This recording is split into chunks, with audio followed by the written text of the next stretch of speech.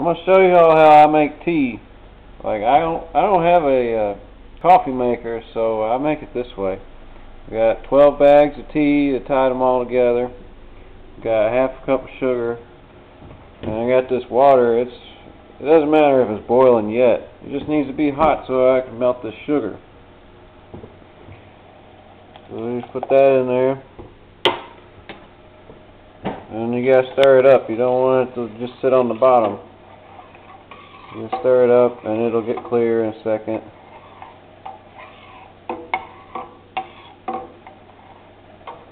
And then what you want to do after you get this stirred in there real good, make sure that it doesn't boil too hard, but keep it cooking.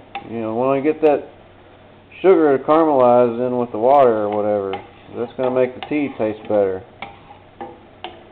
So I like to boil the sugar into the water for a little bit.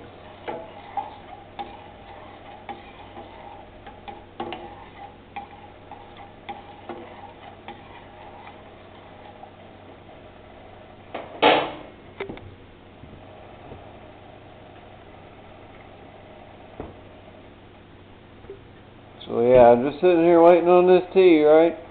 Anyway, it's not really like maybe a couple of minutes that you gotta cook it for, but you just don't want it to start boiling too hard, because when it gets all these bubbles at the bottom, there's oxygen in it. That sugar can burn to the bottom, and it's gonna affect the taste of the tea if you let it sit there for too long.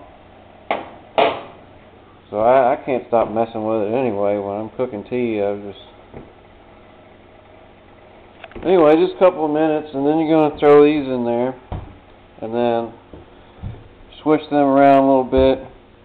Put it on the back burner, let it cool down, and then you pour it into a pitcher, and you fill it up the rest of the way, because this is only about enough water to make probably like up to here. So you just pour that in there, fill it up the rest of the way up to the top. That's how I make tea.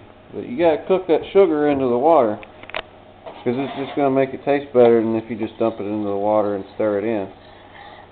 So just cook that for a couple of minutes, like I said, and then put that in there and let it sit on the stove for about a half an hour, just soaking in all that tea juice or whatever.